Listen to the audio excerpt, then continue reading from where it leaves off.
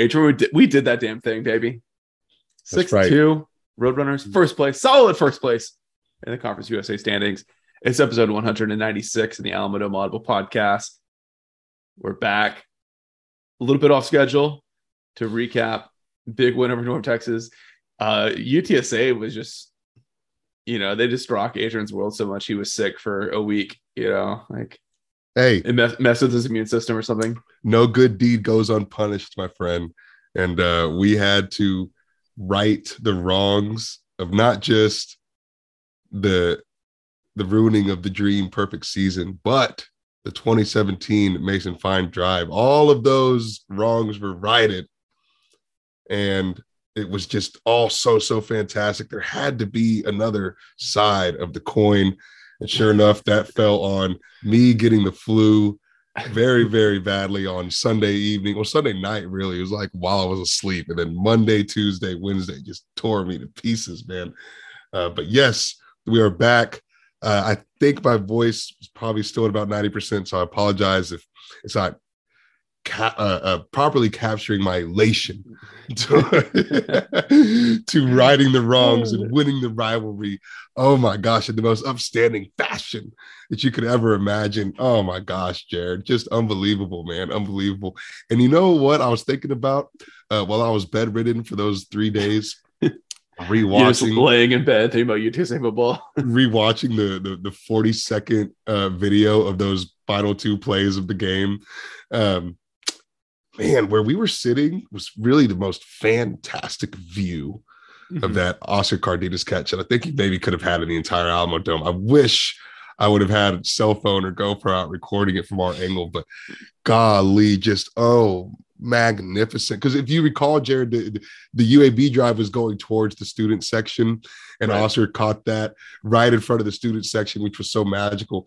And we sit on the opposite side of the field. So this time it was coming towards our end, going down and getting that game, winning the go-ahead, the walk-off touchdown from JT Clark. And we got to see it from just a fantastic angle, bro. And yes, dude, yes, North Texas sucks. Let it be known.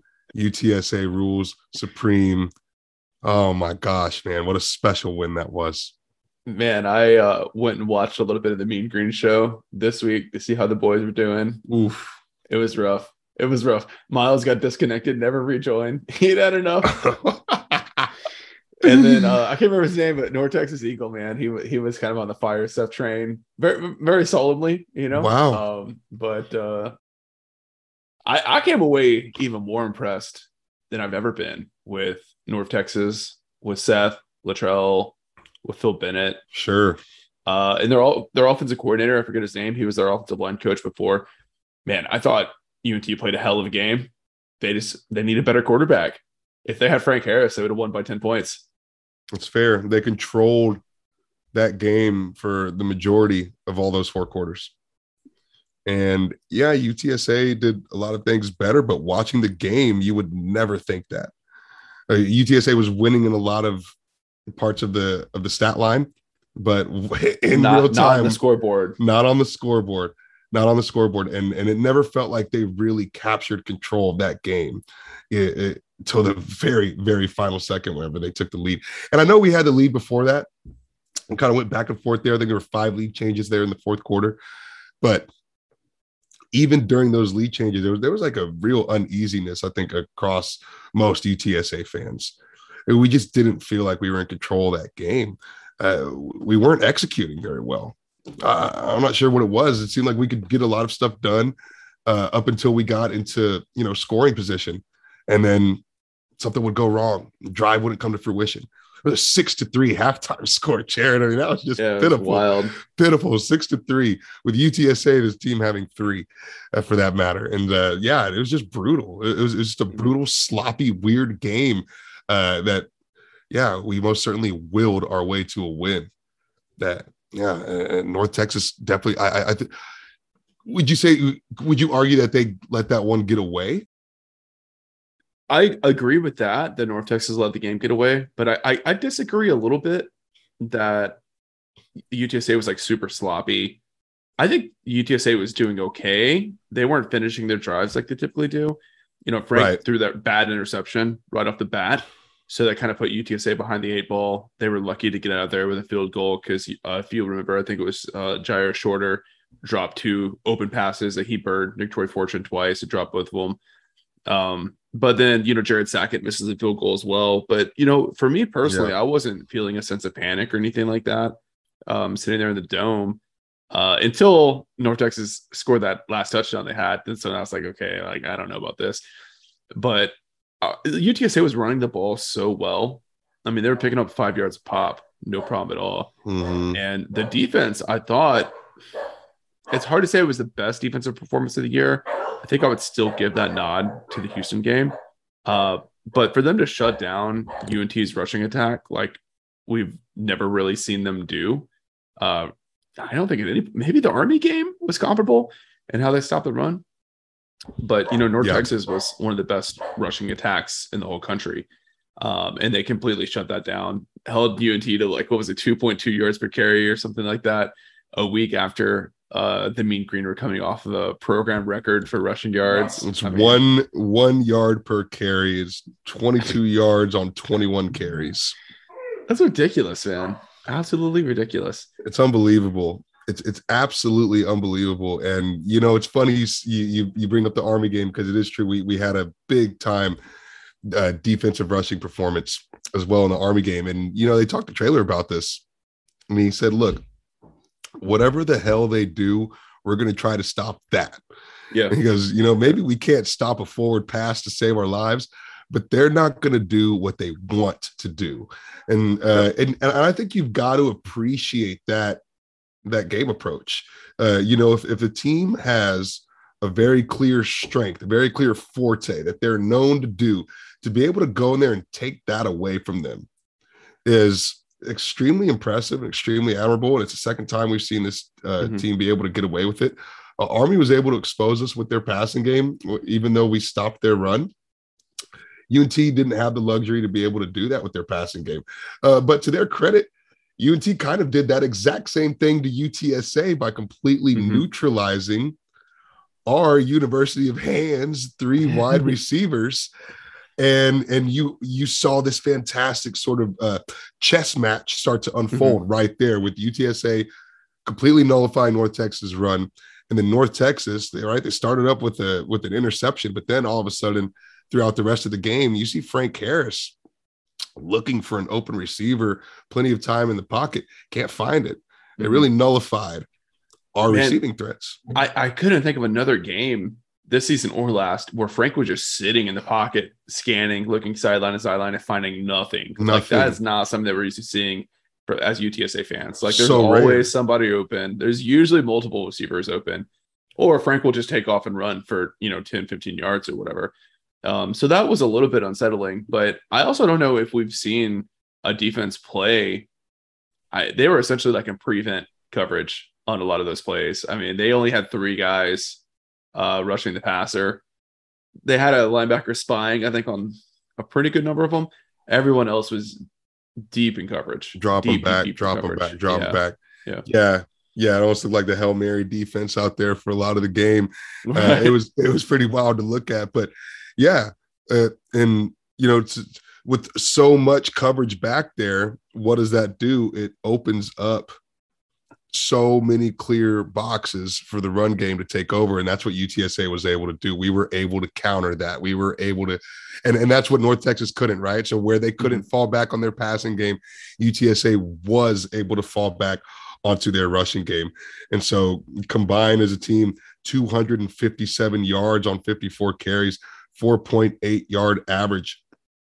And just big time running from Brenden Brady, big time running from Kevorian Barnes. Absolutely really took over, I think, the tempo of the game between those two being able to run the ball. UTSA ran almost twice as many plays as UNT. Yeah, absolutely. We killed them in possession. 38 minutes of possession to 21. Brenden Brady played a great game. He had 5.89 yards per carry, toted the rock 19 times, just super reliable. And it's almost like bittersweet to watch him have all the success at this point. And, the last half of his last year of football, because it's like, man, if Brady could have stayed healthy all throughout his UTSA career, him and Sincere McCormick would have been such a special duo to watch together.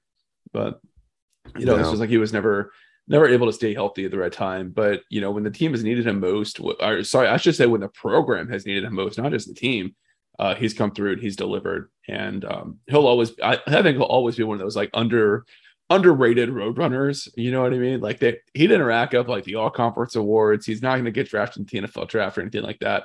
But a guy who did a lot for this program and it's just a fan favorite. It's so easy to root for. Yeah, absolutely. Absolutely.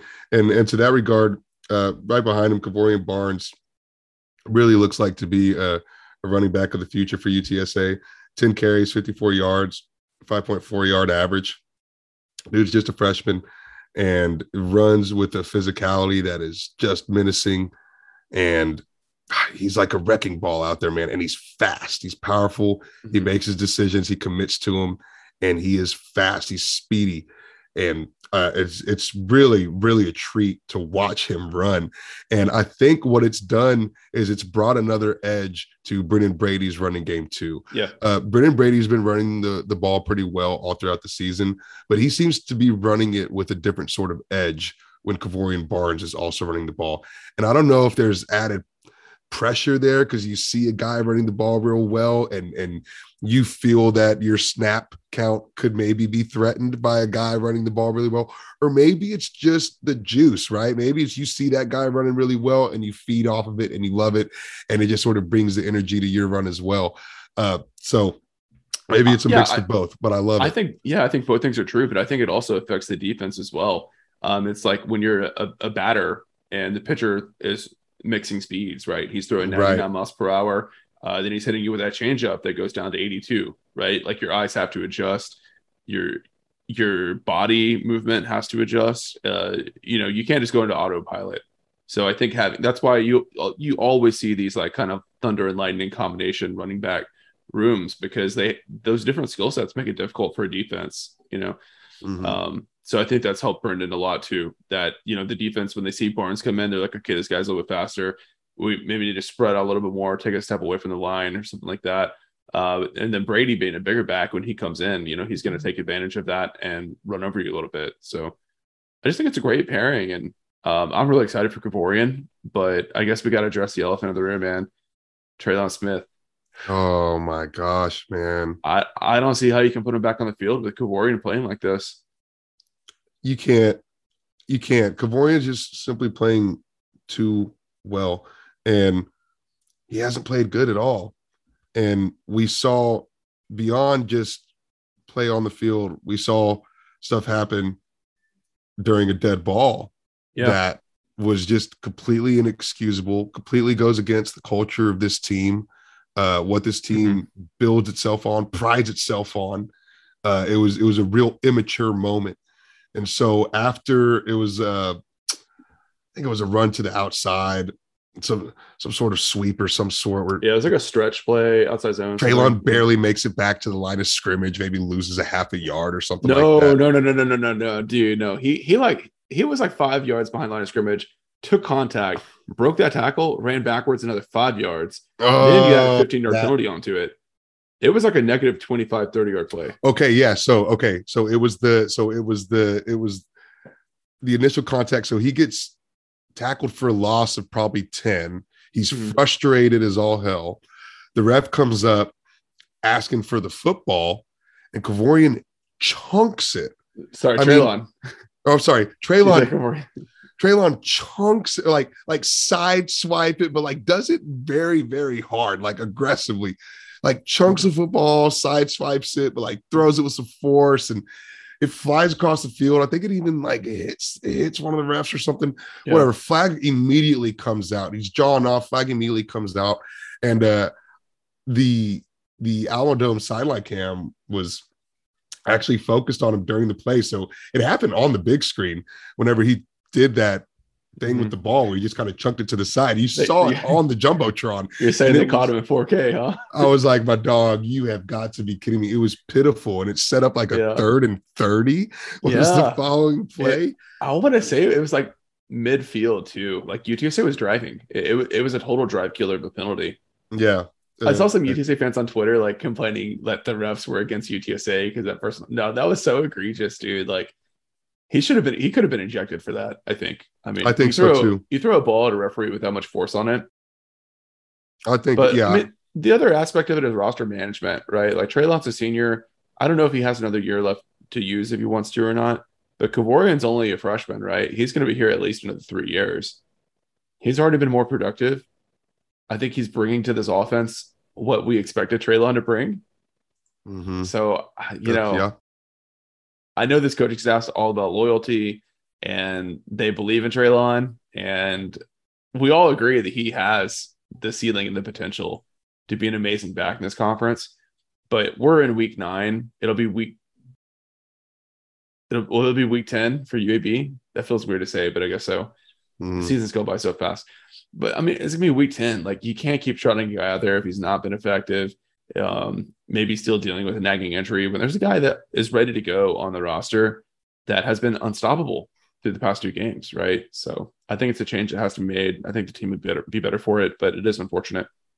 Kevorian Barnes is averaging 2.1 yards per carry more than Traylon Smith. Man, it's crazy. Kevorian Barnes is 36 attempts for 202 yards. Traylon Smith, 51 attempts for 181 yards. Kevorian Barnes, the better back. Yeah. As simple as that. Yeah. I agree with you there. I think you got to stick with the Brenden Brady Kevorian Barnes duo going forward. And to that point, Jared, that duo seems to work a hell of a lot better than the Traylon Smith Brenden Brady duo.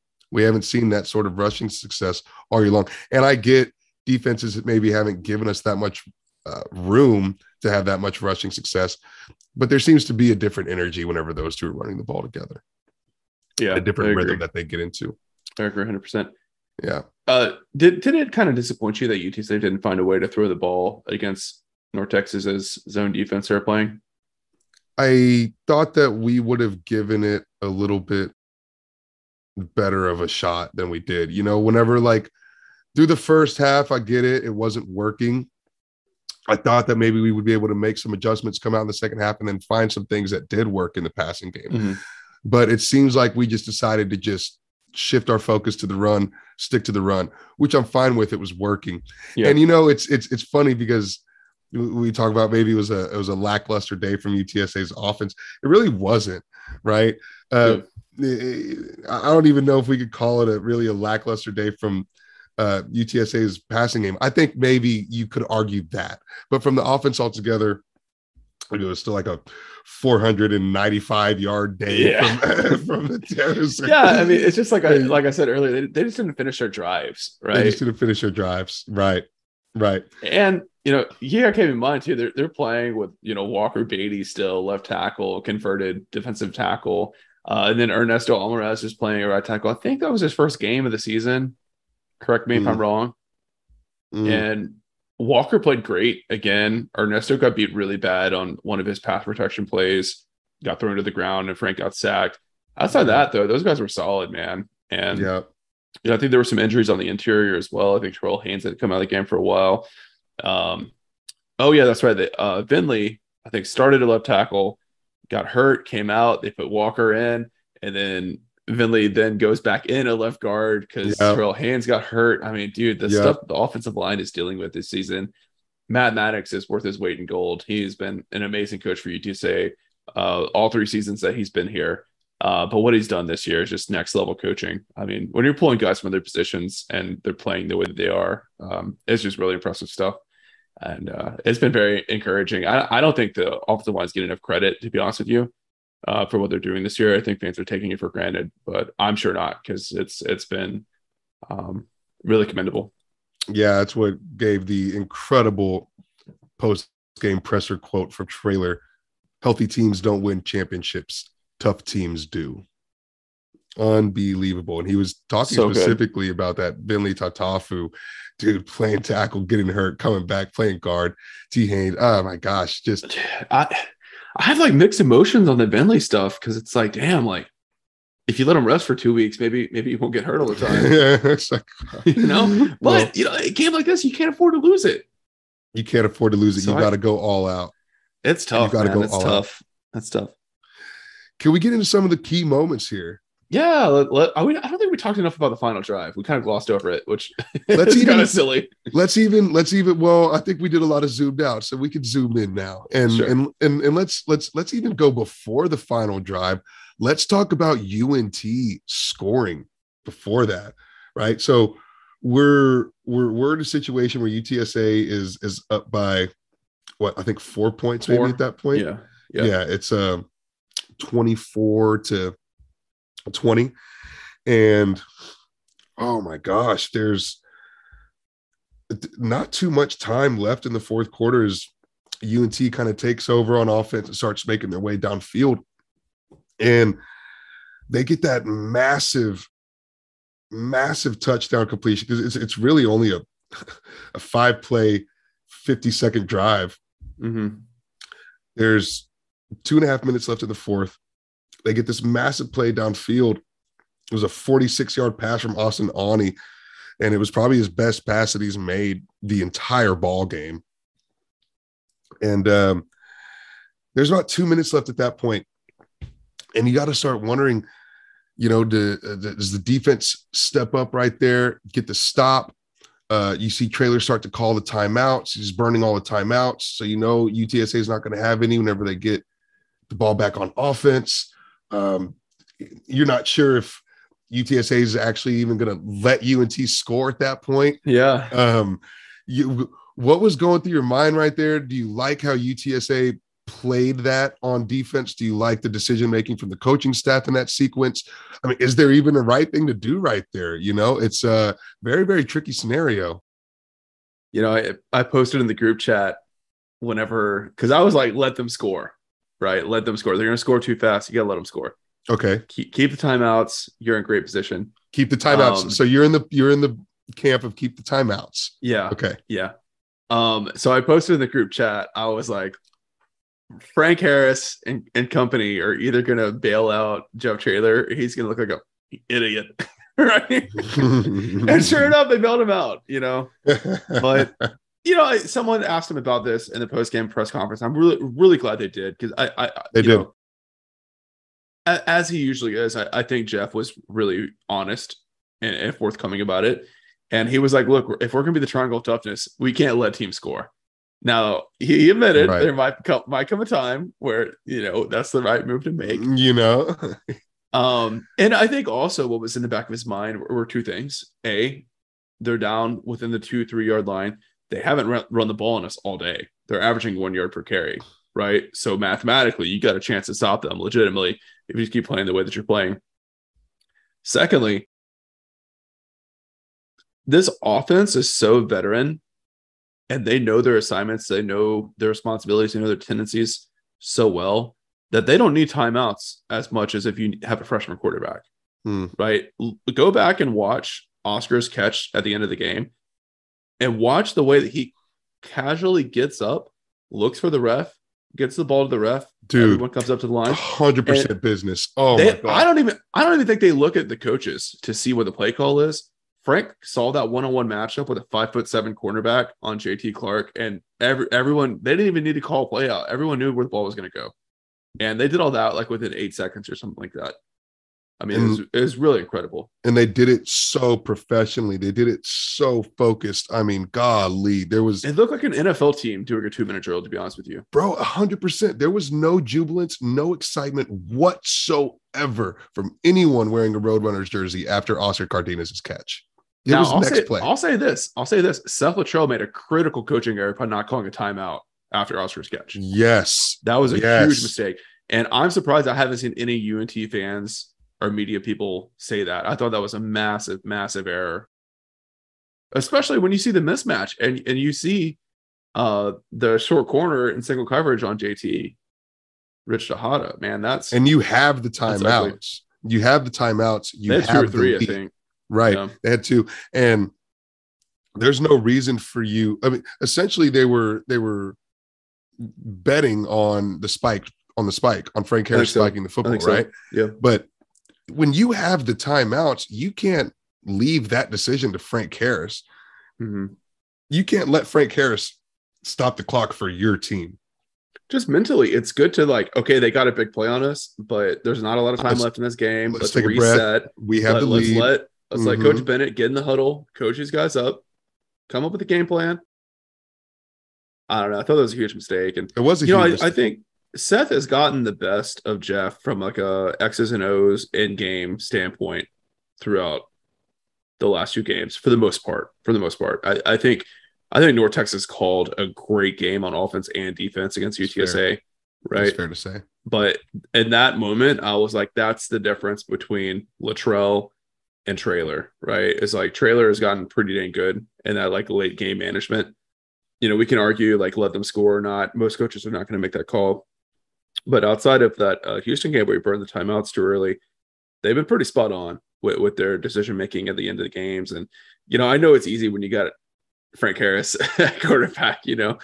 But I think that's the main thing is like Traylor knows how to close games out, and I think Latrell struggled with it. So it's 1 minute and 38 seconds, 0 timeouts for UTSA.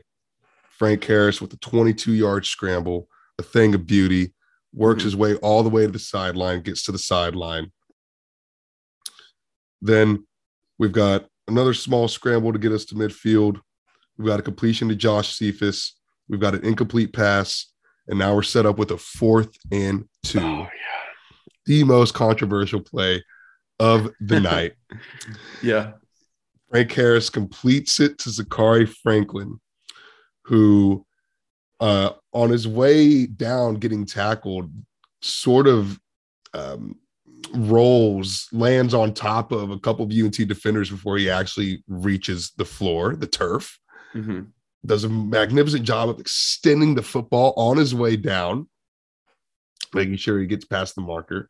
However, Jared, the initial spot that the referee marks it at is extremely close. Yeah. And, you know, you can't really tell, did he get it? Did he not? And sure enough, North Texas sideline goes bonkers. They get the 4th down stop. It's a walk-off 4th down stop. You got half the team onto the football field celebrating the win. Coaches jumping up and down, dudes kissing each other, hugging each other, throwing their helmets up in the sky. Doing the Flappy Bird. Don't forget the Flappy Bird. Flappy Bird. Don't forget the Flappy Bird. And what happens? Official come out and says, first down UTSA. Place goes crazy. Allendorf goes crazy. North Texas gets its soul snatched out. Now it goes to review, official review, which, by the way, it was not a long review. It was pretty quick. Review comes back, ruling confirmed, first down UTSA. At that point, Jared, I was sure that North Texas was going to lose that game. Yeah, because they had already checked out. That's when they had celebrated that. When they had celebrated that 4th down, yeah, they were done playing the football game. It's so rare to see those situations in football. You know what I mean? Like where a team like is celebrating because they think the game's over, and then there's like a penalty or something, and then they end up losing. You know, like I don't know who it was, but someone made a meme where it's like the picture of Phil Bennett and some players celebrating, and it was like, want to get away. The craziest thing is they were celebrating without the officials making the call. The official didn't signal possession North Texas. He didn't say non-conversion. They were celebrating before he had even said if it was a first down or not. They were celebrating. Mm-hmm. And then sure enough, he said, no, it's first down. And then they reviewed it. He said, no, actually, yes, we're confirming it's first down. And they were on the opposite sideline too. So like, you know, they didn't have that good of a view. They didn't have a good vantage point. Absolutely. Yeah. And yeah, I think emotionally to come back from that, there was just no way There was no way that they were going to re-enter the war zone, right? The battlefield after thinking that they had already won. I mean, there was just no way they could get back into that mode. Yeah, it's hard for sure. Oh crap, we got to go back out there. So good for the rivalry, though. So good. Because we had that moment ourselves when we were in Denton in 2017, right? So they got a taste of the medicine. They got the taste of the medicine. And sure enough, on the ensuing play is whenever Frank makes that beautiful completion to Oscar Cardenas.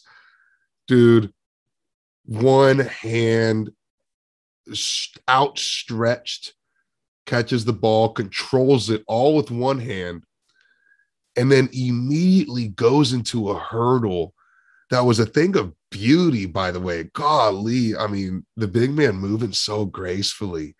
Dude just leaps over. And I mean, I was sure he was going straight to the house. I was almost positive of it. Whenever he hit that hurdle, I was like, oh, baby. It was truly a thing of beauty. Oscar Cardenas' catch, it was a more impressive catch than the UAB catch. UAB catch was right place, right time, but this was sheer catch ability, catching talent. I mean, my boy went out, reached out, and grabbed it. I mean, such an impressive catch from Oscar, man. And then the hurdle, athleticism out of this world from that guy. To be his size, 285 pounds, and have those hands is so unreal. I don't know.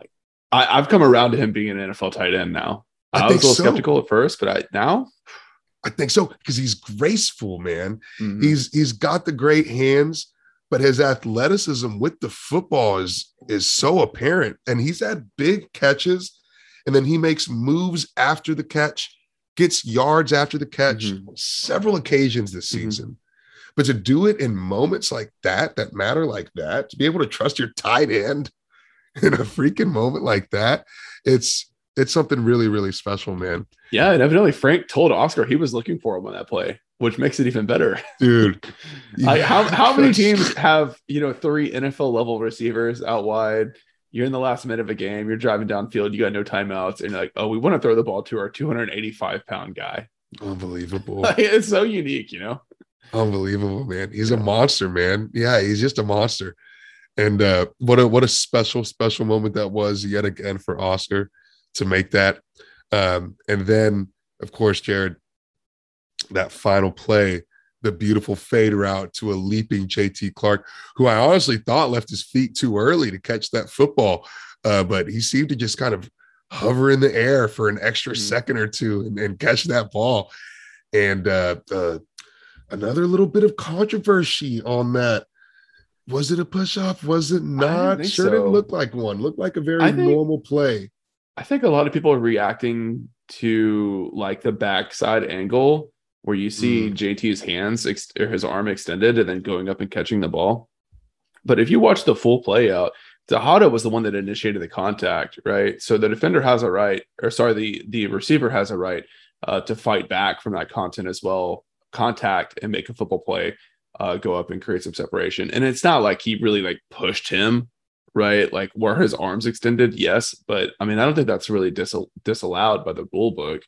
It's just like when one guy is 6'3" and can jump like that and is that muscular and he's going against a 5'7" guy, it's going to look a lot uglier than it actually is, Yeah. I agree. It looked like a clean play. And there's nothing egregious that occurred, I think, on either side whenever it came to the contact. It didn't look egregious at all. No, it's just football play. Yeah, it's just touching. It's just what happens. But a fantastic catch. Fantastic throw from Frank. He really put it exactly where JT Clark needed to be to catch it. And, for Frank had his struggles throughout that game, but he threw that ball perfectly on all 3 of those passes on that last drive, on that 4th down, on the pass to Oscar, and on the pass to JT. Just phenomenal all the way around. I don't think Frank has gotten enough credit for throwing that fade route to JT. That was a perfectly placed ball. It was so good. Yeah. Ridge couldn't get up to that ball even if he wanted to. No chance. No chance. The only person in the Alamo Dome that could come down with that ball is JT Clark. Yep. Yeah, Yep, put it 100%. exactly where it was. It was his best pass he made all game. I think you're right. That's a great point. Saved the best for last, I guess. Yeah. Yeah. He did. He certainly did. Let's not forget the last play of the game, though. I was going to say, so 2 absolutely massive special teams plays. Let's even rewind before we get to the last play of the game. Let's go to whenever UTSA initially takes the lead. UTSA is down 20-17, and there is a blocked punt, Jared, by Avery Morris. Maybe not exactly a blocked punt, but Avery Morris gets a couple of fingers on it, tipped punt, right? And dude, such an absolutely massive moment. We're about halfway through the fourth quarter. I think 5.5 minutes left. And this block punt ends up getting UTSA the ball at midfield, 45-yard line. It ended up being a 13 or like a 20-yard punt after the tip. And we go right downfield and we score to take the 24-20 lead. And I think that blocked punt and then ensuing touchdown gave UTSA all of the momentum and really the belief, the faith that they needed that they could win this game. Because up to that point, UNT had won the scoreboard and in a controlling fashion. We just couldn't get the lead over on these guys. And I think that was the moment that was like, oh, yeah, no, we can beat this team. We will beat this team. I'm glad that he didn't risk it and try it, but Avery could have just laid that punter out, dude. Like, he got there before the ball did, I think. Way early. He kind of had to stop himself a little bit. He slowed down. Yeah, he pulled off to the side. And I think that's why the block wasn't as nasty as it could have been, but he was just trying to make a smart heads-up football play because it was only, I think it was a 4th and 7, but just the slightest bit of contact, man. It could have been brutal for that, but very, very heads up for him to get out of the way and not get it running into or roughing the kicker on that. Yeah, shout out to the stadium broadcast. I've always been a fan of stadium's broadcast quality or production quality, and man, I thought the game was incredible TV. But main reason to bring that up is because former New Mexico coach Bob Davie was the color analyst, and he did a great job explaining, like, Avery Morris could have tackled him, right? Because he would have had the contact before the punter initiated the punt. Oh, so it would have been a clean he did a great job. Yeah. Because he technically would have been catching the snap still, right? He would have been a ball carrier, I suppose, at that point. Yeah, he wasn't like in the process of punting the ball yet whenever he got there. So if he just goes and gotten there, So if he just wraps him up and lays him out, that's a legal football play. Oh, baby. There must have been a huge breakdown in North Texas protection for Avery to get through like that. Yeah, it was wide open. And then Jared, in the final play of the game, the squib kick resulting in, not a fumble. They actually never even are able to get possession of the ball. It kind of bounces out of the guy's hands, rolls around on the ground, and then guys just start sliding into the football, and UTSA comes up with it. Yeah, I don't think anyone firmly got their hands on it long enough to like make a football move or whatever. You remember like the Des thing, like they're like, oh, you gotta like make a football move or whatever. Like, guys caught the football, but they never controlled the football. So I don't know if I'd call it a fumble either. It was like a really long onside kick recovery in this way. Yeah, exactly. And and I'm sure they probably wanted to set up some laterals on that play, but they never even got a position to do that. They never even got somebody to get the ball and hold on to it and start moving it. That's a great point. I hadn't considered. Maybe there were so many fumbles because guys were trying to lateral it. I just couldn't. And they were just kind of just like hitting it over in the back. Yeah, I don't know. Maybe so.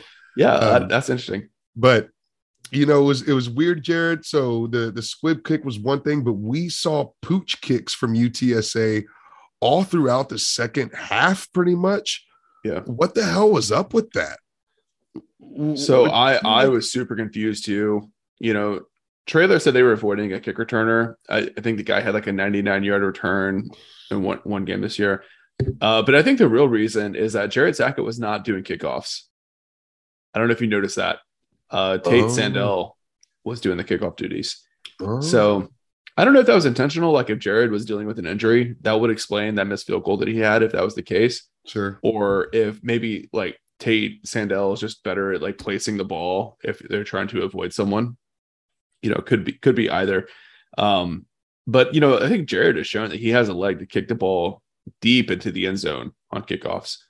Right. So I was like really confused watching the game of why that wasn't happening, because it felt like they were just ceding 5-10 yards per possession on that split kick. But so still questions that we don't have the answers to, but I think knowing that context can help understand a little bit of why that might have been the direction that they chose. And I guess it worked out.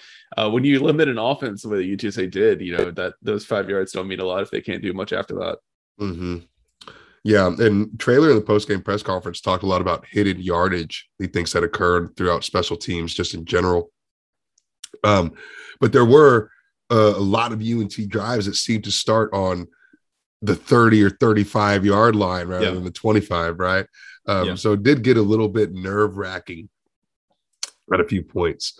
But yeah, I think we got to give a hell of a lot of credit to the UTSA defense, man. I mean, they really stepped up and got it done. This is a team that was averaging 35 points per game, held them just 27, held them just 22 yards rushing when they had 475 the week prior.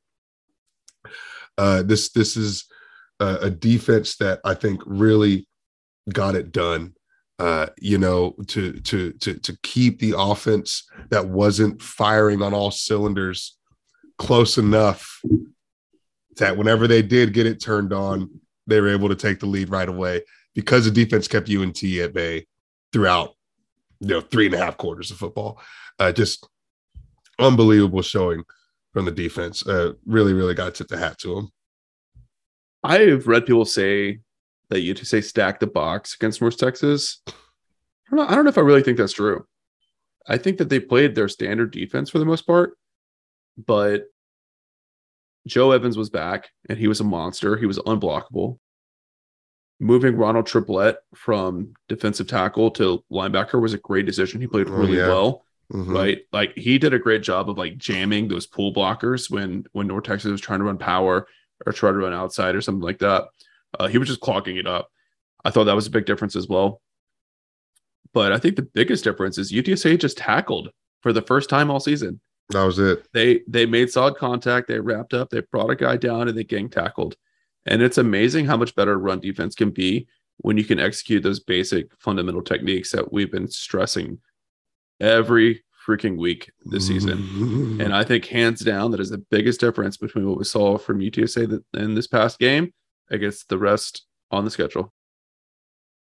Yeah, I think that is the big difference maker from the defense that we've been seeing all year to the defense that we saw last week. The tackling was night and day difference from how it's been all year. It was form, it was wrap up, and guys weren't getting 3 or 4 extra yards after contact. We were able to stop them right where they were. Absolutely huge, man.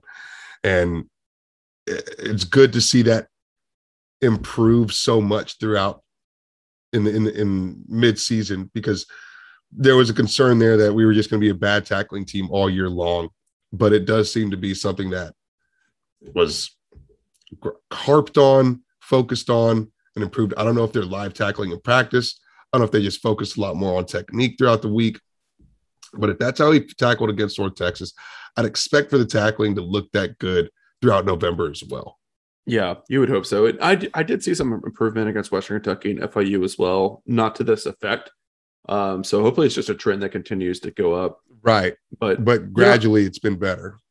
I guess the other thing that we haven't talked about yet on the defense was it's crazy that we haven't gotten to it yet. Rashad Wisdom out for the year. Kelechi Nwachuku starting at strong safety now. Back there, Clifford Chapman at free safety. I was a little surprised that it didn't affect UTSA more than it did. Yeah, is that credit to Clifford Chapman and Kelechi stepping up, or is that a discredit to Austin Aune's pass game ability? A little mix of both. It's certainly a mix of both, but I was going to bring up the discredit part if you didn't. But I guess also you got to give credit to the cornerbacks as well. I know Nick Troy had those 2 passes in that first series that Jair Shorter, just got past him. Sure. Outside of that, the cornerbacks played great. Corey Mayfield played an amazing game. Mayfield played really good. Great plays, right? So I think when your cornerbacks are that good and can play on an island, it really helps the safeties out a lot. But I thought Kelechi played one of his best games of his career. Obviously that touchdown that he gave up where he got truck sticked and that tight end just ran past him. First glance, it's like, oh, that was really ugly. Like, sure could have used a shot out there in that scenario. But then I went back and watched, and there was actually a defensive breakdown where Kelechi was not supposed to be picking that tight end up. There should have been another member of the secondary on that guy, and Kelechi was supposed to be playing like a center field, like, man-free deep safety. So that was interesting to notice that.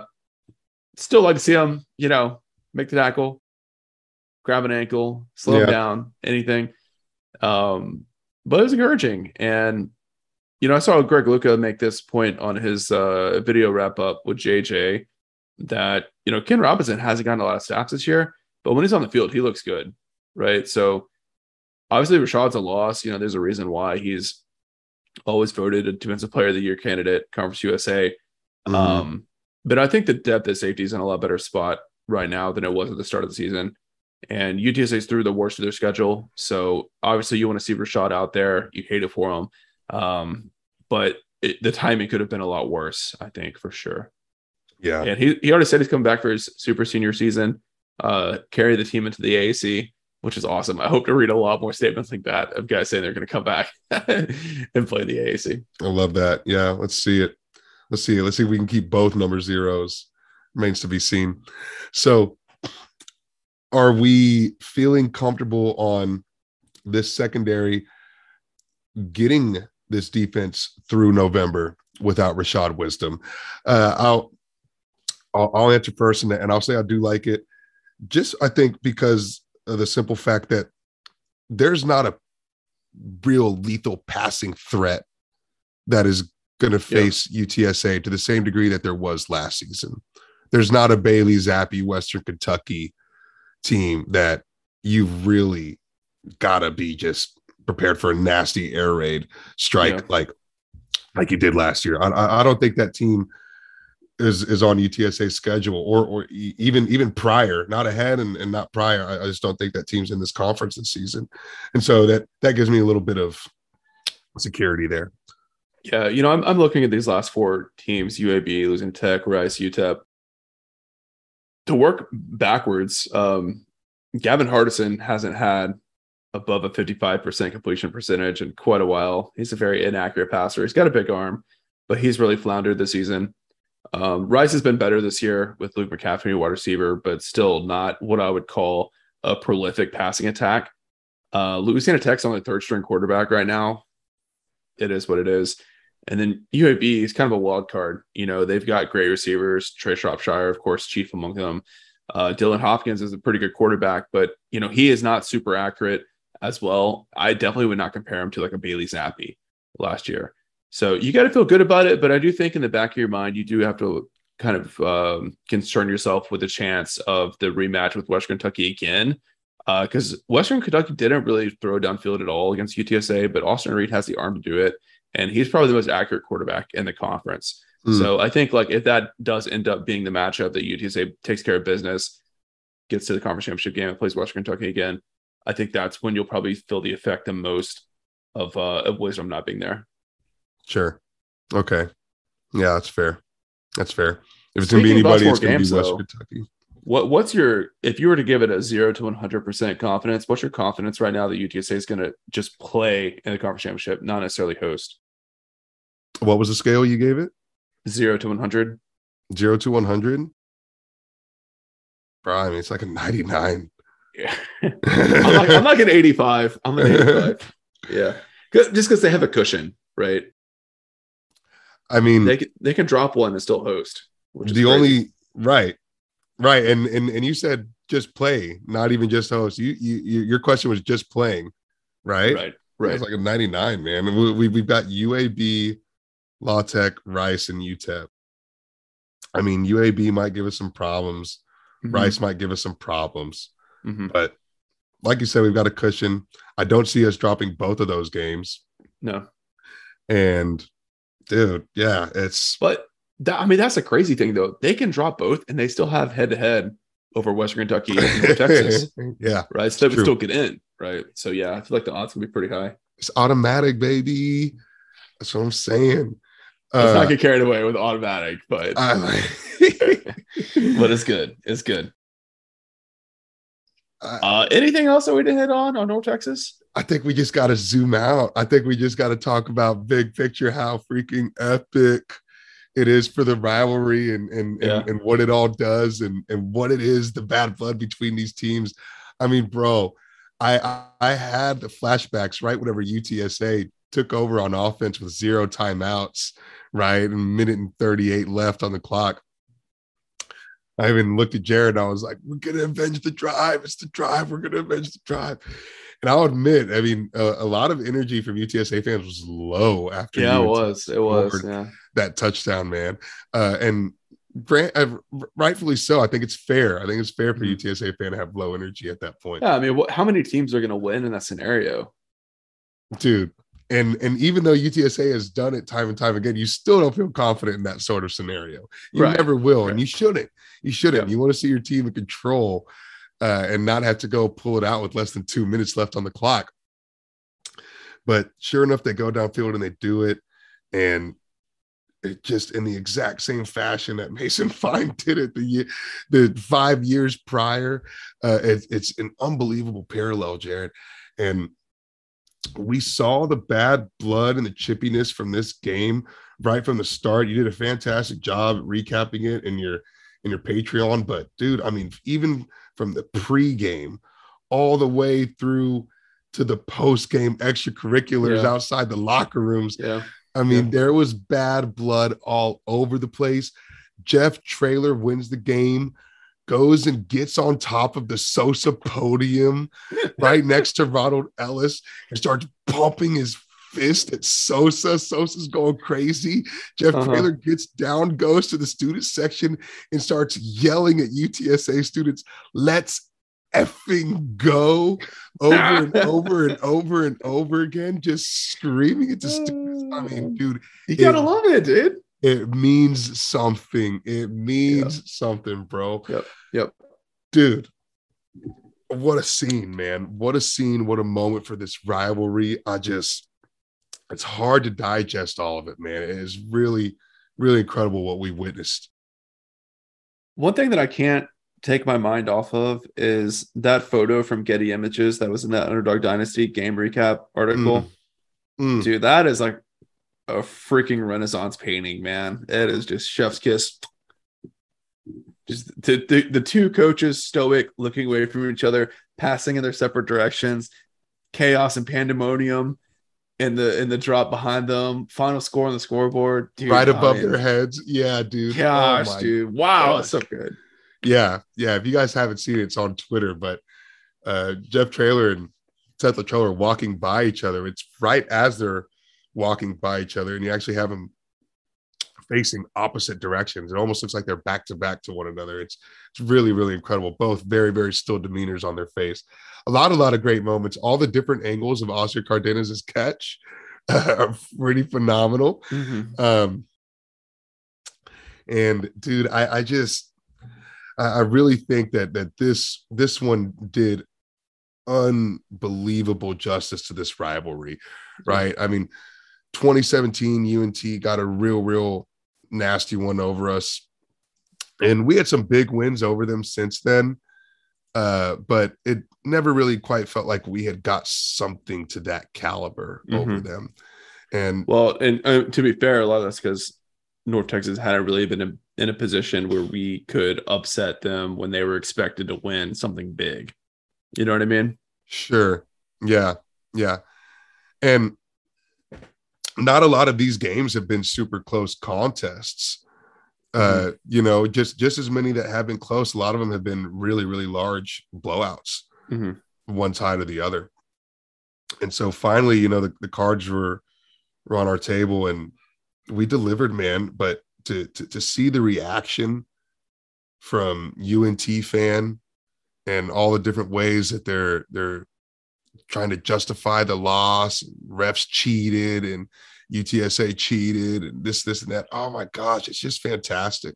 It's fantastic for this rivalry. And I think this was the perfect ending to the Conference USA chapter of the UNT UTSA saga, right? Because this is where it started, right? So our very first year in Conference USA was the 2013 Ice Bowl game where we knocked UNT out of conference championship contention. Mm-hmm. And now the very, very final game in Conference USA, we get to avenge the drive. We get to take over sole possession of Conference USA #1 slot over UNT. There's just a lot of beautiful poetic justice just all throughout it, man. It's fantastic. Well, just wait until these games are on ESPN2 every year. Oh, baby. I cannot wait for the AAC and ESPN to be selling this thing. Marketing. Yeah. I feel like Mike Oresco himself is going to come up with a name for the rivalry. That's going to stick. Yes. Battle of the Birds doesn't work. It ain't it. I got to be honest. Dude, and yo, love you, Amy, but that ain't it, bro. That ain't it. Battle of the Birds is whack. The mean green is not a bird. It's not an aviatory mascot at all. Sure, they have the silhouette of a bird, but that's not what their mascot is. Well, their mascot's an eagle. Scrappy's an eagle. Or right, I should say mascot. Their team name is their nickname. Green. The team name, right, is not a bird. It's not an aviatory species. Battle of the Birds, I'm okay with Rice being that. Owls and Roadrunners, sure. But this and Battle of the Birds just does not do this rivalry game justice. It needs a nasty name. It needs something that sounds big, epic, ferocious, right? Battle of the Birds ain't it. It's too cheesy, too corny. I agree with that. I don't think anyone's really buying into it. No. Yeah. You see like both university presidents, they're like, Battle of the Birds, rah, rah, rah. It's just stay in the press box now. Put your bow tie back on. Stay in the luxury suite. Put your bow tie back on. Game day experience, Jared. Just briefly touch on it. What was your thoughts on Alamo Dome atmosphere, game day experience, watching the game on Saturday? Just too many advertisements, dude. It was egregious. It was ridiculous. Every timeout, every commercial, during halftime, there was a mini game being played. They played about 55 mini games throughout that. I didn't know if we were at a carnival or at a football game at a certain point, or if we were at the rodeo. Every single time they could fit a mini game into a dead ball, they did. And it made for a pretty bad game day experience. I shouldn't say a bad game day experience, but it was not good. Didn't like that at all. Did not like it at all. Yeah, I agree with that. I mean, you got to pay the bills, right? Athletic department's got to eat. Sure. But it just feels like it's gone a little bit too far. I think they need to raise the price of an advertisement and then lessen the number, maybe. Sure, but right. I don't know if I've ever seen a college football game that has that many advertisements. It feels very excessive to me. It felt like we got pimped at that game. Yeah. Like we were just being used out there like some cheap lady of the night, you know what I'm saying? And yeah, it felt gross. But I will say, and also, you know, I mean, would we have opposing bands coming in every single week and playing at a higher frequency than Sosa's even permitted to play at? That's not what UTSA fans want. We want to hear our band jam too. We don't want to watch mini games whenever we could be hearing Sosa jam. So yeah, give us our traditional college football game day experience that we desire. Look, I'm not even like a purist, dude. I don't want like, you know, SE style game day pageantry type stuff, because I get that like UTSA is like, we're like the city's team, dude. We play in a dome. It's going to be different. I love that, actually. Like, I like hearing Bad Bunny playing on the PA or whatever. Like, that gets me pumped up, right? But whenever you feel like you're sitting through an infomercial, I don't know. It takes a lot of the energy out of the building, I think. 100%. 100%. But the other point that you had made that I think is worth noting, UNT traveling fan base virtually non-existent. Oh, man, I was meaning to ask people, like, is this normal? Like, do they just not travel to games at all? That's what I'm thinking. Like, that's what I'm floating towards. That they just don't have a big travel consensus because that football culture just doesn't exist there at UNT. Maybe so. I don't know. But that's like the one thing that it kind of stinks for the rivalry. You wish you had that traveling opposing fan base to also be there, taking up 5,000 seats and being loud and booing UTSA's offensive drives. Like, yeah, you want that. You want that at your rivalry game. You want more UNT fans walking around the concourse that you can boo at. I think you need it. And they have a pretty good number of alumni in San Antonio too. Yeah, I would imagine they do. Have to. Or in Austin, dude, how many kids go to Denton and move to Austin after they graduate? I mean, right. Good point. Yeah, that's really disappointing. But as long as the rivalry stays sharp between the players and the coaches, and I mean, I guess it's fine. But I feel like it would really go to the next level if the UNT fan base was traveling. Right. And well, as long as the players and coaches have bought into the rivalry, the fans will follow soon enough, right? And very, very clear that the coaches and the players have bought into the rivalry, baby. So it was just a phenomenal day. I'm so happy they won that game. I could have cried, may even shed a tear whenever JT Clark got that pass. What an excellent moment in the Alamo Dome that was, man. Oh, gosh. Salute to everybody. It was one of my most favorite wins, I think, in UTSA history. Yeah, we're gonna remember this one for a long time. Yeah. Whenever we do our in 5 years or whatever, whenever we do our next UNT rivalry breakdown, I can't wait to come back to this win. This one was big. This was very, very special. A super special one. Everyone savor it, cherish it, rub it in UNT's freaking face. It was a very, very special one. Hats off to the Triangle of Toughness, man. Unbelievable. Yeah. Well, hey, I've got one more question for you. It's a little off topic, but before we get to that, do want to get through our Patreon shout outs. I know it's very late in the podcast, but we're flowing with it. Good UNT breakdown. But quite a few new subscribers this week. I think everyone wanted to hear the chisme about what went down in the tunnels of the Alamo Dome after the game, and that's fine. I mean, I get it. I hope you guys don't subscribe just for gossip, but for all the great content we bring you all. But thank you to my boy Ben McAndrew for signing up the Insider tier. He's moving to Houston soon. Very excited about that. William Loy, the Insider tier, David, the Insider tier, and Joey Martinez at the Booster tier. And as always, thank you to our big money donors, Ben Tovar, Rick Cortez of Rowdy Road Grillers, the Bunch family, Zach Espedicueta on the San Antonio Podcast Network, and Brandon Padron. And our Board of Trustees members, Digiteek, John Otwell, Lino Perez of Los Dos Rowdy's Tailgating, Gary and Ruben representing the UTSA Bird Gang Tailgate, Ray Redding and Meet Me Apparel, Brandon Grill and the Grill Realty Group, and Andy Elizalde and Proficient Benefit Solutions. So thank you guys all for your support. Hope you enjoyed the solo show that I did. We don't do them too often, but I think I did a good job. I was trying to have a slower cadence, let the silence breathe. Right.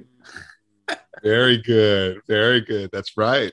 That's right. I need to add like some atmospheric music in the background for those solo shows or something. Yeah. Something that feels like you're in a cigar-filled room, Well, anyways, I said that I had one last question for you before we go, and it's an important one. It's one that I got to ask every year. But what are you going to do this Saturday on the bye week? Dude, I would like to say a whole lot of R&R, but it's Halloween weekend, and it's mother-in-law's birthday on Saturday. It's one of my best friend's birthday, also on Saturday. Astros World Series Game 2, also on Saturday. It's a lot going on, man. I do plan on not drinking alcohol. We'll see how that goes. I mean, there's no guarantee if it is going to be anything. Hopefully it's like a glass of red wine and not tequila and beer. So my goal is to just rest and relax, try to recover a little bit. I was telling Jared off air, I'm pretty relieved to not be driving to the Alamo Dome until, knock on wood, a conference championship game comes into town. I'll be at the Rice game here in Houston, but man, that trip down I-10, doing it several times over the course of a month or two, it kicks your butt. Mm-hmm. So I'm very, very glad to not having to be doing any traveling this weekend. We'll have some family events I'll need to go to, some birthdays and some celebrations. So it'll be nice. What about you? Well, pretty action-packed weekend for you. I hope you're well rested up and filling up for it. For me, I am really crossing my fingers and hoping I can start moving stuff into my new house on Saturday. Nice.